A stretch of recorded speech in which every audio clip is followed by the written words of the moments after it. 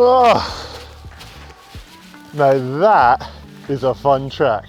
Building this track was my lockdown project through the summer months at home. I was super lucky to have this terrain close to home and the time to invest in the build.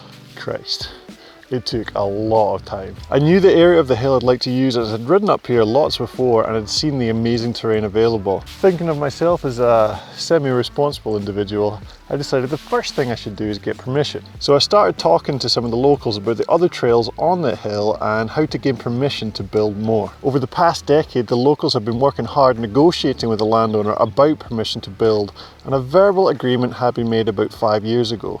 As long as certain rules were followed in the build process, there should be no issues. I was wrong, but we'll get to that later. Let me just tell you the story about how we built this track, and then we'll get to the drama. First things first was planning. I find the best way to plan a track is to figure out where you want the start and finish to be. I wanted to build one big, long, flowing trail from the top to the bottom, so naturally I found the most accessible peak and then the lowest point of the forest road that winds its way down the hill. That was easy. The hard bit was trying to join them up. To do this, I got lost in the woods for 3 days, hunting about looking for the flowiest, fun way down the hill with the best features, the best gradient and terrain. This isn't something you can easily teach, as it takes experience from riding and building to get the most out of the ground. But the general rule is, if it looks like it'd be fun to ride before you've even cleared anything, it'll probably work. Take your time planning the route. After gaining permission to build, it's the most important step. If it's in tight trees, find the biggest gaps between them to maintain the flow of the trail. If you want length, traverse the hill. If you want short and steep, follow gravity. Stick to dry ground. Ridge lines are usually a good bet. In Scotland especially, drainage will be an issue. Route planned, you then get to building. If it's in the trees, you start by cutting back the branches. Only cut the branches, mind. Don't chop trees down. Someone usually owns them and they won't be stoked if you start massacring their trees. Cut the branches back flush with the tree trunk so no dangerous spikes are left sticking out. I clipped a spike with my hand once and it went in between my knuckles and came out through my palm. It went in between my knuckles and then it came out there. Oh, it wasn't fun. Also, clear the branches from the ground up to above head height so no one takes a branch to the face. Branches done, you then start clearing the ground. If you're lucky, that might be a case of just brushing off the top layer and riding it in. We were not so lucky and had to hack away at some really thick turf which was peeled back and placed at the sides of the trail. Matics or MacLean tools are perfect for these jobs. Hi-ho, hi-ho. I'm digging a barn, don't you know? Because when you send it off that drop, there's going to be a mighty plot. It also makes things easier if you have some help. Luckily there were some amazing locals who volunteered their time to work on this build. I would never have finished this project without their help. While clearing, it's also good to shape the trail as you go. The goal with this is to build in support where you think it's needed and make anything that doesn't roll nicely smooth enough so that it does.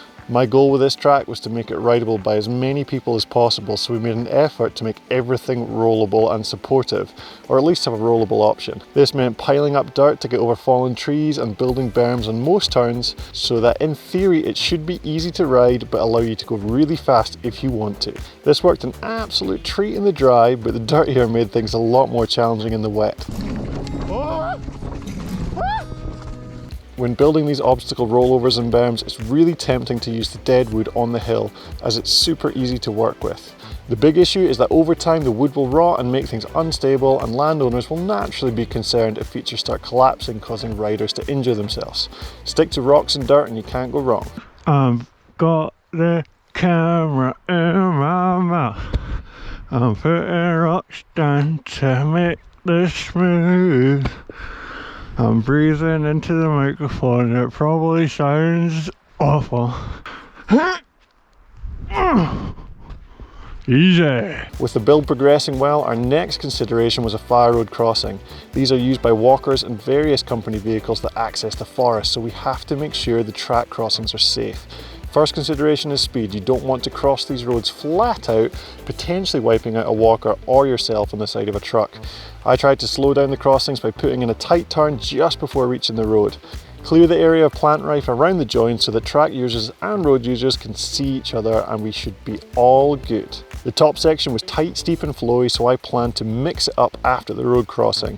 I marked out for the track to traverse the hill more and hold some really long straights with a few turns thrown in. I wanted to really give riders an opportunity to pick up some serious speed if they wanted to, or just keep it chill. This worked a treat and has actually made the middle section of the hill the most accessible part of the whole track for all abilities. A lot of you know I'm a fan of line choice, so I took some time to plan in a bit of line choice variation. These corners had inside and outside options to mix things up. It took a lot of tweaking to make them work evenly, but definitely worth the extra time. The next portion of the hill is where the build got really exciting. When scouting the hill, I found some really nice shapes that with just a little bit of effort would form some natural rollers that an experienced rider could jump if they wanted to. It worked beautifully and provided a nice challenge for those up to the task. Many landowners will naturally have issue with constructed bigger features, so using the natural shapes of the ground is the way to go. Just after this feature, we found remnants of an old wall hidden under the grass and moss. This made for an interesting change of terrain, as well as providing a bit of hardcore for the following soft section. The build was absolutely flying now, and we were quickly approaching the second road crossing. A clever use of the shapes naturally in the ground gave us some amazing optional and rollable jumps that brought us to that second road crossing. A tight turn and a small uphill before joining, making sure that speed was under control. At this point, we were about a month into the build and had a good 2 minutes of pure flowing downhill track with still plenty to go. We were, however, running out of time, with people returning to work and myself heading away soon for other projects. Instead of following the original planned route, I decided to link up with an old piece of track that was already on the hill. I found two lovely rock rollers which just had to be utilised and then linked into the existing track. Glorious! Oh, let me tell you, this track rode beautifully. There's a good mix of fast flow with a few technical optional bits, and it was just, something to behold. It was a brilliant end to a fantastic project. Well, yes, but also no. There was some drama. Flip back, what was it I said? Over the past decade, the locals have been working hard negotiating with the landowner about permission to build, and a verbal agreement had been made about 5 years ago. So that was true. FLS used to take a more casual approach to these unauthorised trails, but so many were getting built, and a lot of people were having accidents on them that it ended up they were getting sued. A lot. And we're talking millions here, this like ridiculous numbers. How would you react if someone was doing illegal things on your land that was causing you to get sued for millions of pounds?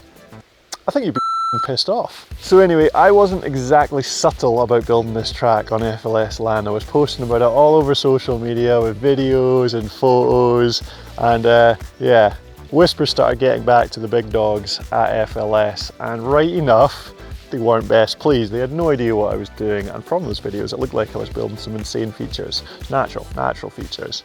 So anyway, I started hearing whispers that I was in pretty deep and FLS were going to come down on me like a freshly felled larch. I was breaking it naturally as I was envisioning the trail getting shut down, huge fines bankrupting me, and my image as a wholesome and well-behaved character in the mountain biking community being destroyed. I needed help, and luckily for me, Graeme from Developing Mountain Biking in Scotland reached out when he heard about the predicament.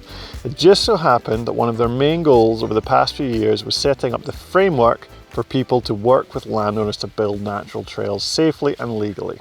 In 2017, Forestry Land Scotland and Scottish Land and Estates, they developed a paper up for the National Access Forum, which really raised quite serious concerns that they had around the level of building that was being done by mountain bikers.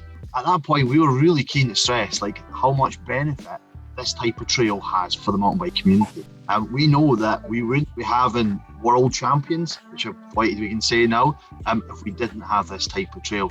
We know that we wouldn't have as many people participating in our sport if we didn't have the challenges that this type of trail brings, and that enthusiasm and that want to ride stuff is harder and harder.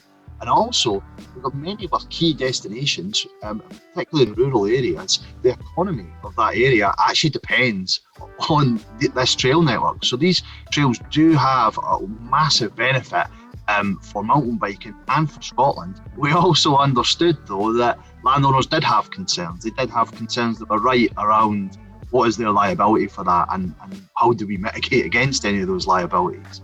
What is the environmental impact of that? Do mountain bikers really know if there's raptors or if there's protected species that you're building over and we're doing, or scheduled monuments? Did you see that smirk? or scheduled monuments. Are you smirking? Look at that. Look at that smirk. What's he smirking about? Well, just up above me, remember that rocky feature I was talking about? Yeah, guess what that was? Have a look. What do you think? What do you think that is? Correct. It's a medieval village. Honestly, we had no idea. And yeah, obviously that was a big issue, so we are having to reroute that, but damn, I probably should have talked to FLS first about the route before I built through a medieval village. And also, what is the impact on other users as well? Everybody, I think, has the right to go out and enjoy their day in the countryside. And if you've got people exiting trails and coming right down off of steep exits that they can't see what's on the other side, is there a risk that that's going to really ruin people's day or potentially put them at risk of injury? We worked really hard with the National Access Forum, a range of stakeholders, including Forestry Land Scotland, other landowner bodies, and other environmental protection agencies to bring in guidance around this. A key point of that as well is Trails Associations, and actually making sure that Trails Associations have a really, really important way to that. Landowners, if they're just speaking to an individual themselves, they get nervous around that. They like to see a body that they can work with, that they can do, that has structure and ideally some sort of status. And I think that does help open up landowners to the conversation, that they're not just speaking to a random group, they're speaking to something that can be well organised, it can be set up well, and will have considered the issues that they face. But they need to be able to build up trust, such as Aberdeenshire have done as well. Aberdeenshire Trails Association worked for 1.5 years building trust, showing that they can operate in a safe and effective manner and they can work well with landowners. What we want to do is really help and support models that mitigate against those risks, so that we can set up a future where we get to ride the trails that we all want to ride across. So not just greens and blues at trail centres, they have their place and we need more of them because more people are coming into sport. But we also need trails that are going to push people like yourself, Ben. They're going to push our best riders. And we want to see that. We just want to see it be done in a way that's managed and is done right. It takes out any risks that I think we have as a mountain bike community. So talking of trail associations, I've come to Aberdeenshire today because there is an Aberdeenshire Trail Association that are currently working with the FLS and with DMBINS, Developing Mountain Biking in Scotland, to put a new trail in here. And this is a famous hill for downhillers and enduro racers because there's some racetracks here. There's been some good races here. Just behind me is the downhill track actually. And I've been coming here since I was about 12 years old. So that's, oh God, 20 years coming here. And yeah, they're putting in a new trail here. So they have all the approvals set in place and they've just broken fresh ground, putting in this new trail, new red trail, Flow 1. I've been helping out already, hands are a bit filthy, but we're going to go over, have a chat with the guys that have been working on it, see how it's been. How is it? How is it doing things officially? I imagine it's a little bit harder, but it should be worth it.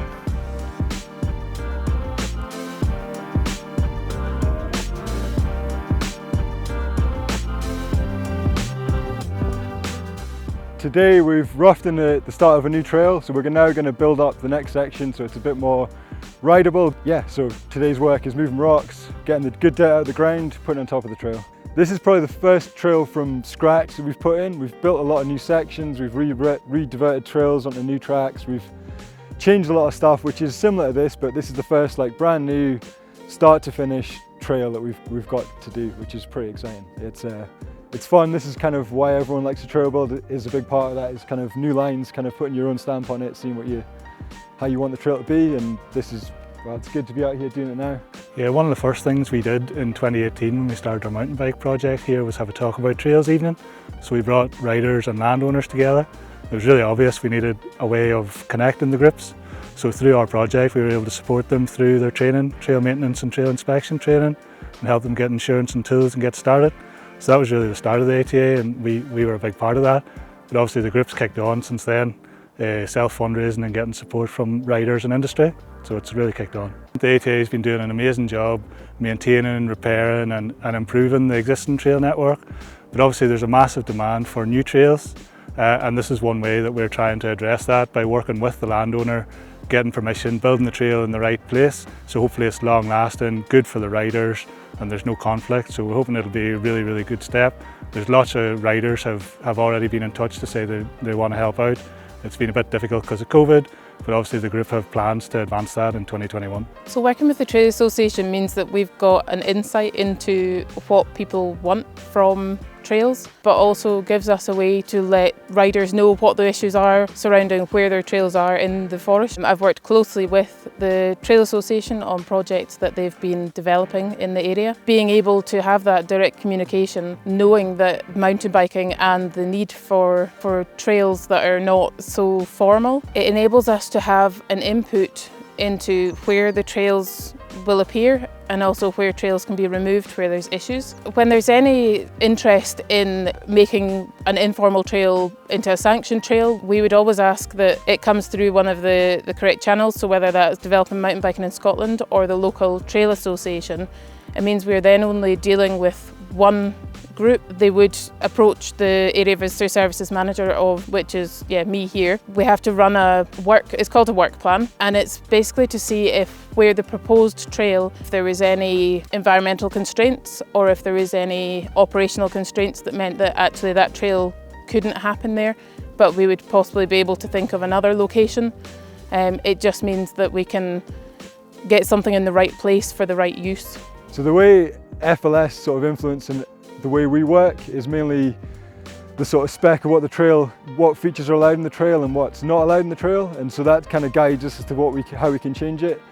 The other way is kind of advising us if there's anything of particular concern environmentally, or things that they worry about, telling us to avoid this section or not go here. Yeah, so because the ATA is kind of reasonably well established now and visible, like people, it's a lot easier to get volunteers. Like people kind of see that we post up, we're going to do sessions, people can sign up online.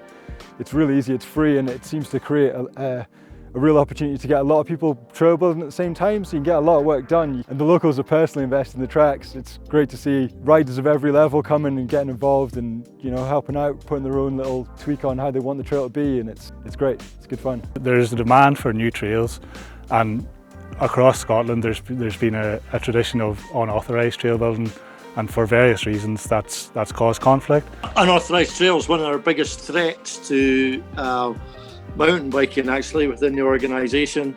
We have to put a lot of time and effort into managing unauthorised trails, which takes us away from managing our authorised trails.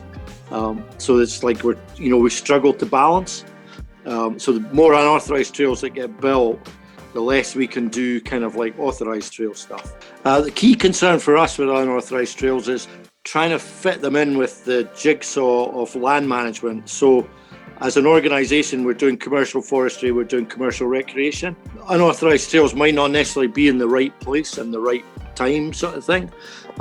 This can give us an issue with all the other stuff that we're having to do. Finance-wise, you don't have to have many accidents for them to cost you a fortune. If you think health and safety is expensive, try having an accident. That's a famous quote. Trail associations are a great way forward for us.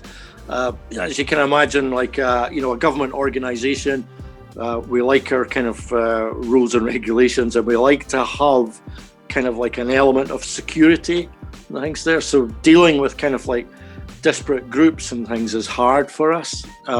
Whereas if we've got kind of authorised groups, that are constitutionally set up and things, it's much easier for us to kind of work with them. As an organisation, we kind of understand the addiction of building new trails and riding new trails. We can only cope with so many, and people can only, you can't just keep build. That it's just not a sustainable kind of model.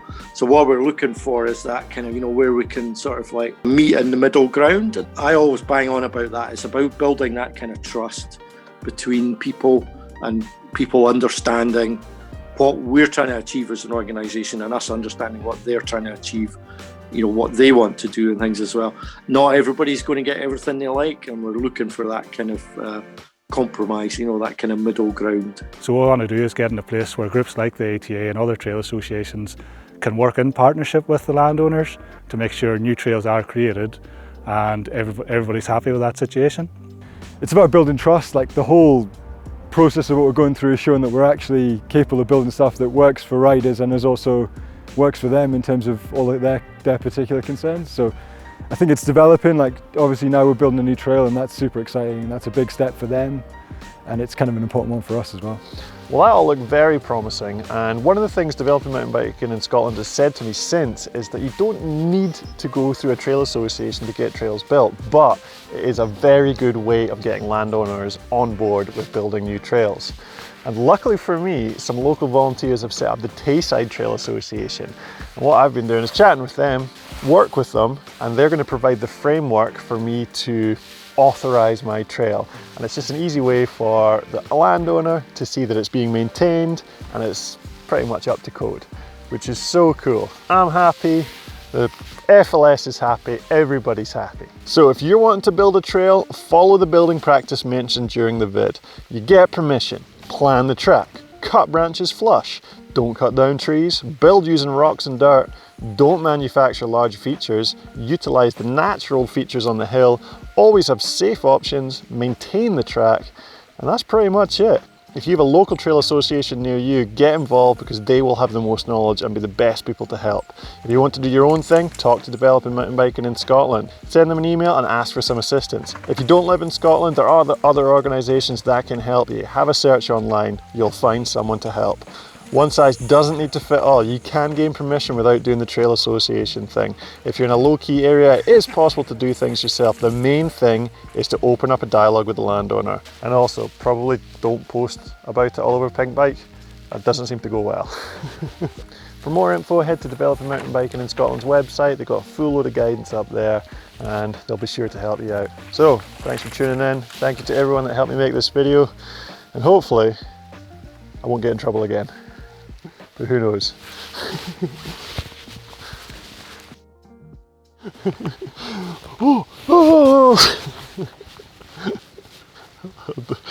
don't know if that's going to work. I hit a cow on my push bike and knocked myself out after I hit a cow. Stuff. You knocked yourself out on the cow or when you hit the ground afterwards? I hit the ground afterwards, so I fell off the top of the cow. So, you know, you smacked into the cow and I basically went over the top. And I couldn't get my arms out in front of me, and I just landed on my head from the height of the cow sort of thing. And just basically scalped myself on the road and knocked myself out. You know?